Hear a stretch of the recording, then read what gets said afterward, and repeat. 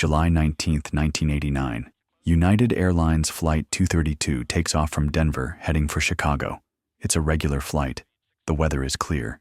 The crew is experienced. Passengers are relaxed. Everything is normal until it isn't. Cruising at 37,000 feet, the tail-mounted engine suddenly explodes. Shrapnel tears through the fuselage and slices through all three hydraulic lines. In an instant, the aircraft loses all flight controls. No rudder, no ailerons, no elevators, no flaps. A DC-10, one of the biggest planes in the world, becomes an uncontrollable metal brick flying through the sky. Inside, 296 people, and a cockpit crew now flying blind, without any manual way to steer, climb, or descend. What they do next is so extraordinary, it's still studied in flight schools today. This is not just a crash story. It's a story of calm under pressure, teamwork, and a landing no one believed was possible. You're watching Gate 404, the channel where we dive deep into the most dramatic moments in aviation history.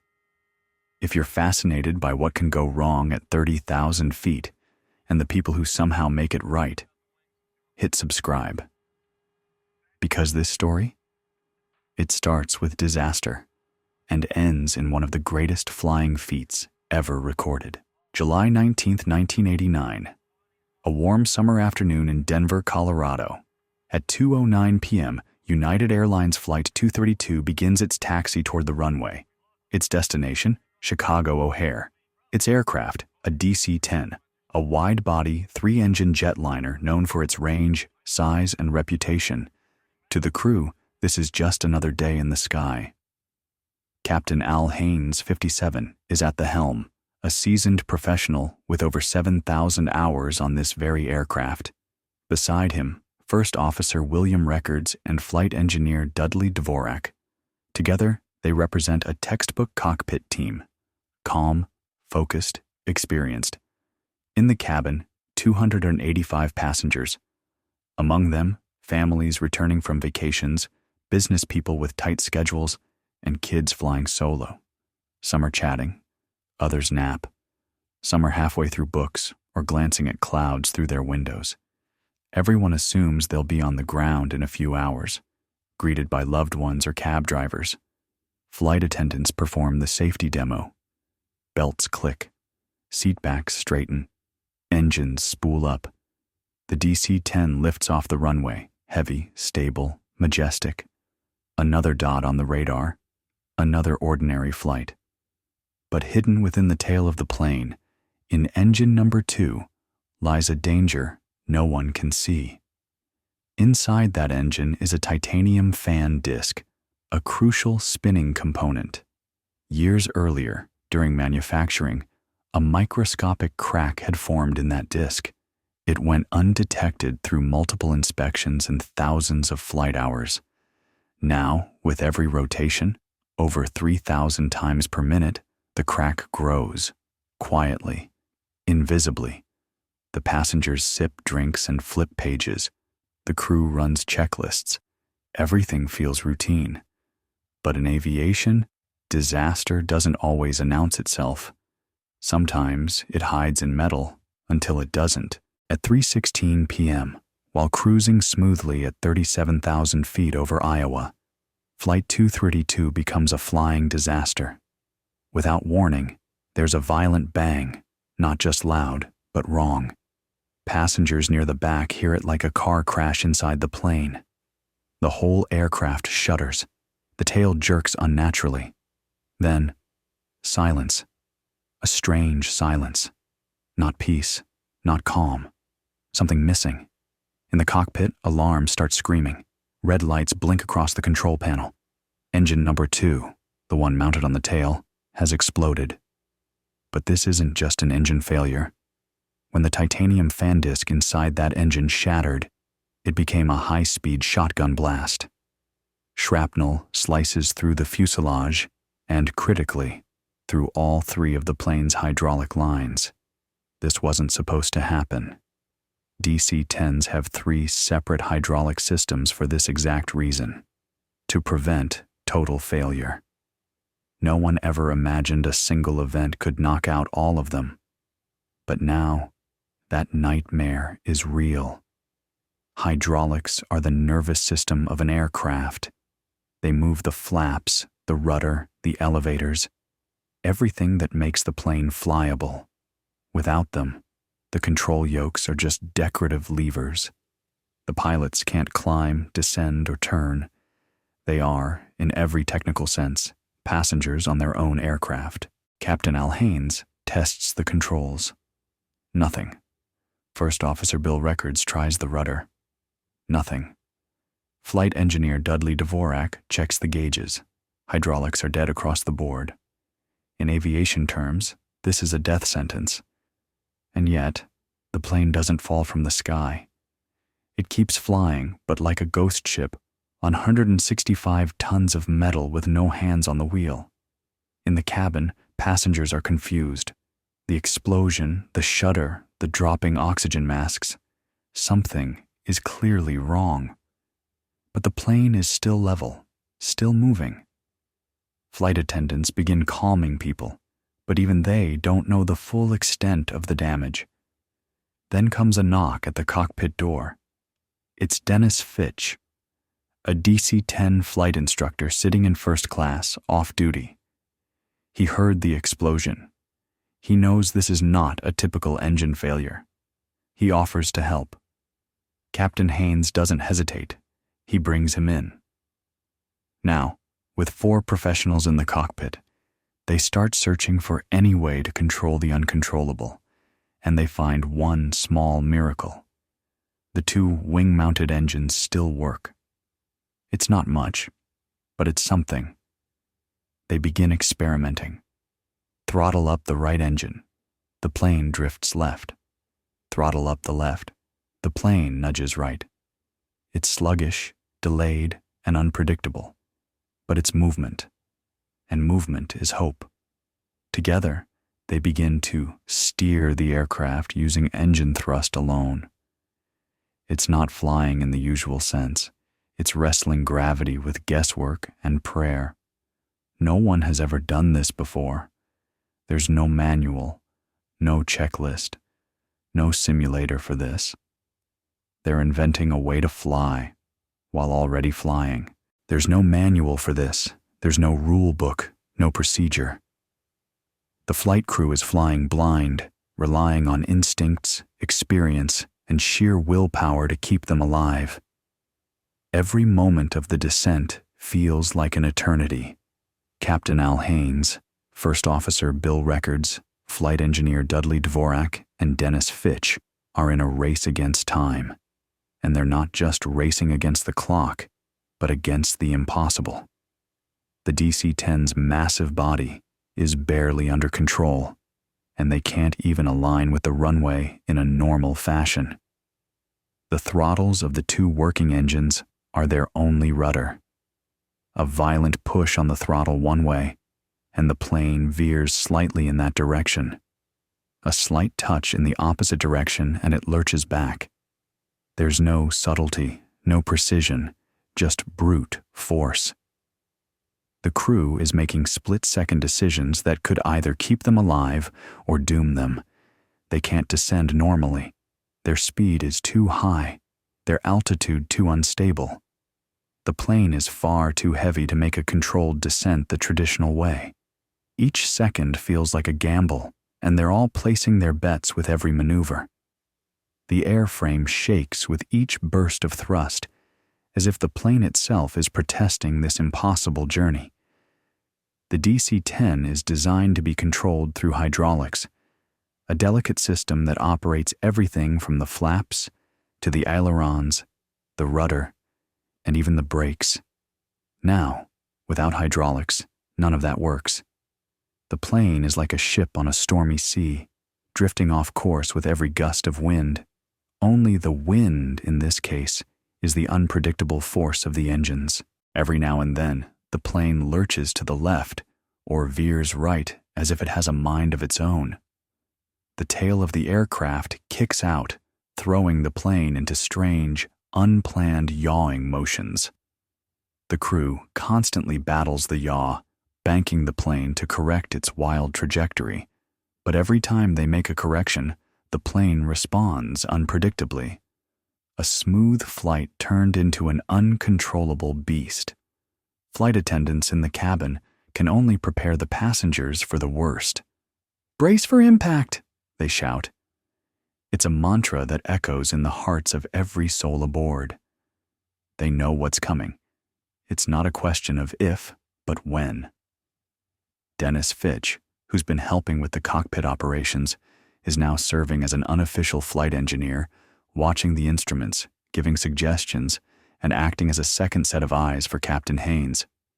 He's a seasoned veteran, an expert in DC-10s, but he's never faced anything like this. He's kneeling, leaning over the back of Captain Haynes' seat, frantically relaying adjustments to the throttle, adjusting the plane's yaw, and constantly checking the attitude of the aircraft. The descent continues, and the aircraft begins to tilt. At one point, they're flying so steeply that the crew can't even see the ground below. They're relying on their instruments and their ability to judge altitude and speed without fully understanding the bigger picture. Every mistake could send them spiraling out of control. By the time they approach Sioux City, things are desperate. Sioux City Gateway Airport is a small regional airport, but it has the runway long enough to accommodate a DC-10. However, the plane is coming in at a dangerously high speed. Even more troubling is that the aircraft is too high, making a normal landing impossible. They're not sure if the plane will be able to make it onto the runway at all. Their only option is to use minimal power from the engines, carefully adjusting the throttle to bring the plane closer to the ground without descending too fast. They know that any significant change in engine power could throw the aircraft into an uncontrollable spin, sending them crashing long before they reach the runway. Sioux City is fast approaching, and it's a surreal moment. The passengers in the cabin are tense, some closing their eyes, others praying. The flight attendants hold their breath, waiting for the moment of impact. As the cockpit crew continues to fight for every inch of control, they know there's no turning back now. With only a few seconds left, everything is up to fate. The plane is coming in too fast. It's too high. Everything that can go wrong has gone wrong, but the crew is holding on, desperately trying to make something out of nothing. The moment of impact comes in a flash. The right wing hits the ground with a deafening noise. It's as though the DC-10 has suddenly given up, and the earth has taken hold of it. The force of the crash sends the aircraft spinning violently, out of control. The entire plane is now cartwheeling down the runway, the body twisting and turning in a nightmarish display. The left wing strikes next, and the fuselage of the aircraft begins to break apart. The wheels dig into the tarmac, and the fuselage shatters. The tail section detaches, hurtling away in pieces. The plane, once an unbreakable machine of flight, is now a massive, crumbling structure in motion, its fate sealed. Then comes the explosion. A huge fireball erupts as the plane's fuel ignites. The flames are blinding, the smoke thick and suffocating. For a moment, it seems like nothing could have survived this inferno. The fire continues to rage across the wreckage, but somehow, miraculously, there are survivors. From the outside, the scene looks like absolute devastation. The aircraft is nearly unrecognizable. The fire is so intense that it seems impossible anyone could have made it out alive. A DC-10 of this size, split apart in the middle of a violent crash, surrounded by flames. It's the stuff of nightmares. The wreckage is a massive pile of twisted metal, broken bodies, and shattered dreams. But in the chaos of fire and destruction, there's one undeniable truth. 185 people survive. The emergency responders rush to the scene, unsure of what they'll find. They've seen deadly crashes before, but nothing like this. As the smoke clears and the fire is eventually controlled, they begin pulling survivors from the wreckage. Miraculously, despite the devastation, many of those aboard have managed to survive. The cabin crew is among the first to act. Trained in emergency procedures, they spring into action immediately. Despite the flames, the smoke, and the uncertainty, they work tirelessly to free passengers from the wreckage. They drag injured passengers from the debris, providing first aid and guiding them away from the growing fire. In a desperate attempt to save as many lives as possible, they keep working long after their own safety is at risk. The professionalism, courage, and sheer grit of the cabin crew is awe-inspiring. They are the true heroes of the event. Dennis Fitch, who had been helping in the cockpit, emerges from the wreckage alive, but badly injured. He's been crushed, burned, and battered by the chaos, but he survives. His calm, collected demeanor throughout the entire event, combined with his incredible skill in the face of an unprecedented disaster, earns him the title of hero. In the cockpit, Captain Haynes and First Officer Records also survive, but they're badly injured. They've faced what most pilots could never even imagine, a crash landing with no control. Yet, even in the aftermath of the crash, the crew never loses sight of what really matters: the passengers. They fought to the bitter end to save lives, to bring the plane down, to make sure that the story of United Airlines Flight 232 would not be a tale of complete loss, but one of miraculous survival. And as the dust settles, it's clear. This wasn't just a crash. This was an act of defiance against fate, a triumph of human will over an impossible situation.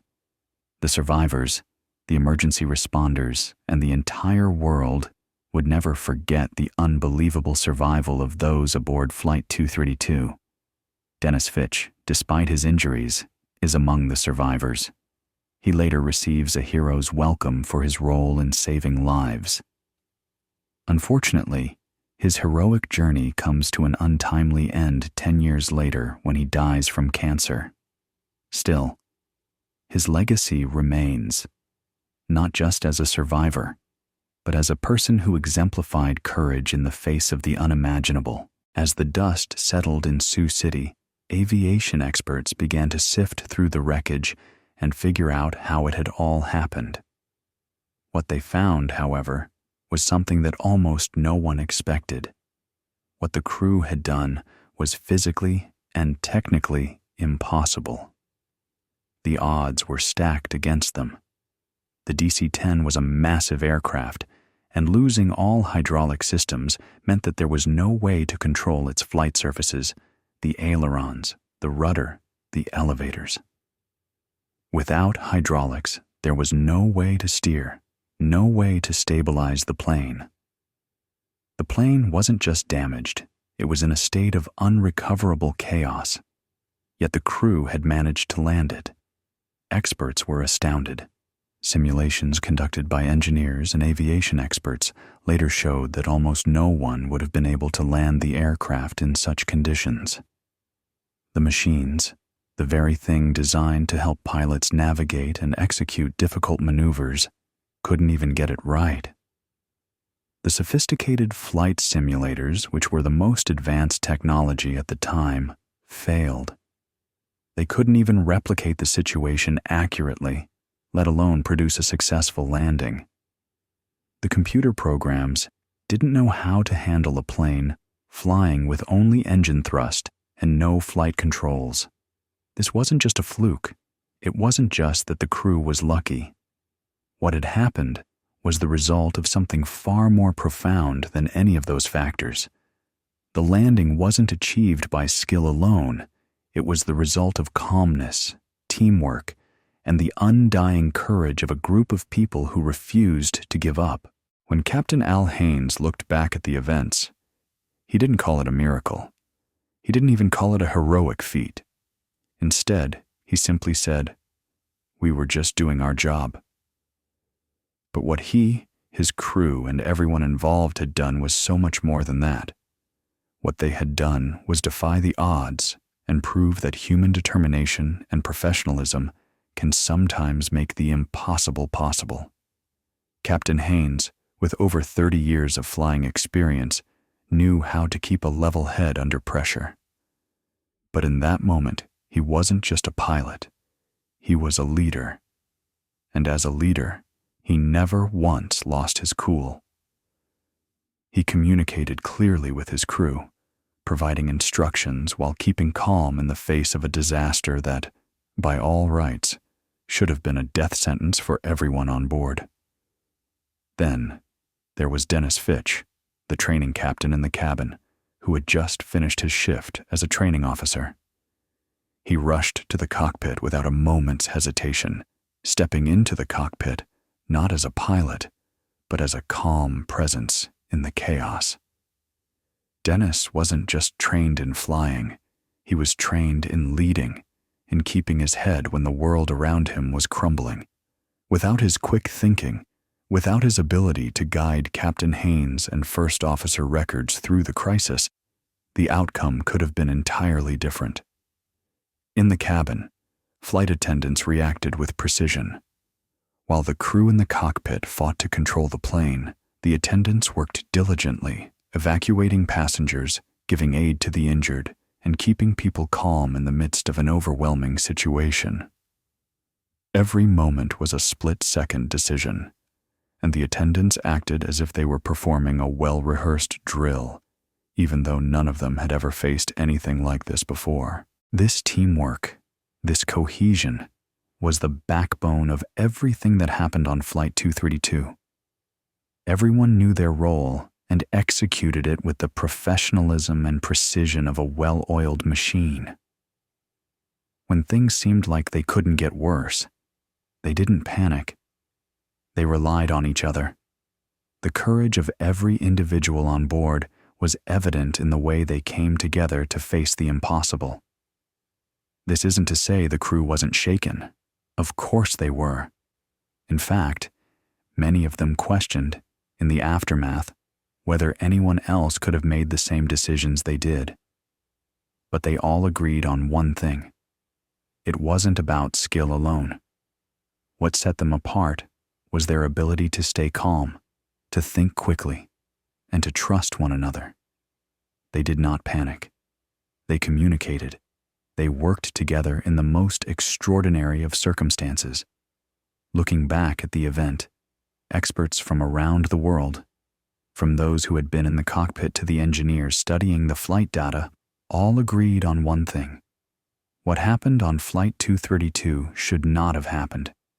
It wasn't just skill. It wasn't just luck. It was human will, teamwork, and the unyielding determination to do the impossible. And it was a moment in history that would be forever etched in the annals of aviation. This wasn't just a story of survival. It was a story of extraordinary people, under extraordinary pressure, who turned the impossible into reality. United Airlines Flight 232 will forever be remembered not just as a story of survival, but as a defining moment in the history of aviation. The crash, which could have ended in the loss of all 296 souls aboard, instead became a tale of extraordinary resilience, teamwork, and ingenuity. What had once seemed like an almost certain disaster turned into a miracle, thanks to the calm leadership of Captain Al Haynes, the quick thinking of the crew, and the unshakable determination of everyone involved. After the crash, aviation experts were forced to rethink almost everything they knew about emergency management. The way pilots were trained, the emphasis on crew resource management, and the focus on maintaining calm and clear communication in life-threatening situations all became central elements of modern flight training. What had been considered an impossible landing without hydraulic controls and relying solely on engine thrust was not just a miraculous exception. It opened the door for better techniques and innovative training practices that would shape the way aviation responded to crises from that point forward.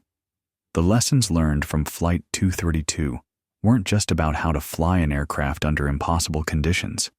They were about human psychology and team dynamics.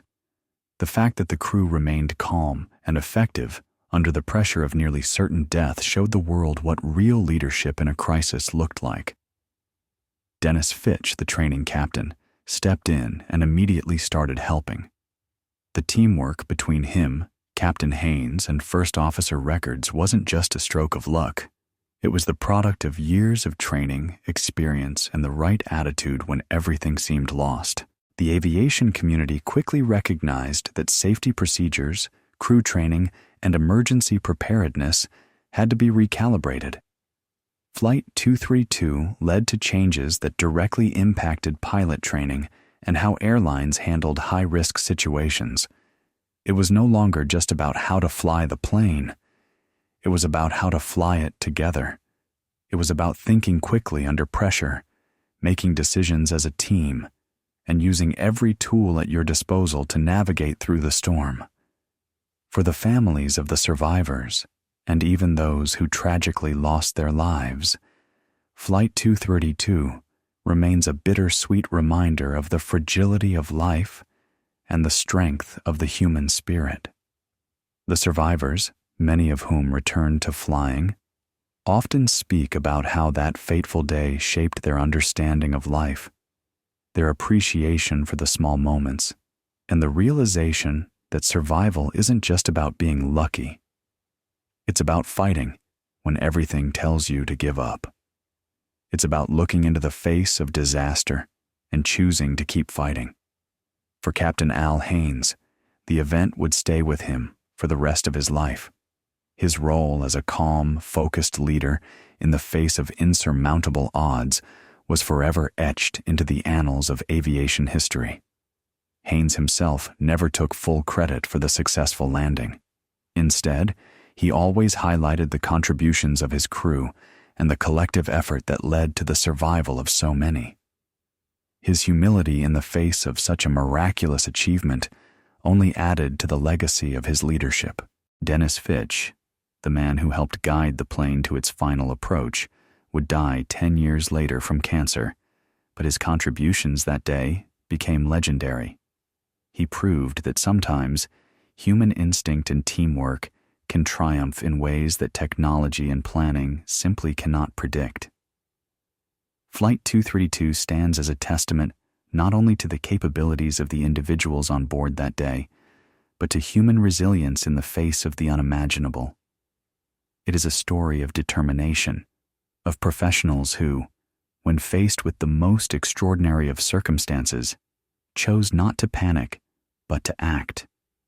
And perhaps the greatest lesson of all, that even when the odds are completely against you, even when it feels like the world is falling apart, humans can still fight to survive. Against all odds, against all logic, against all reason, the human spirit can carry us further than we ever thought possible.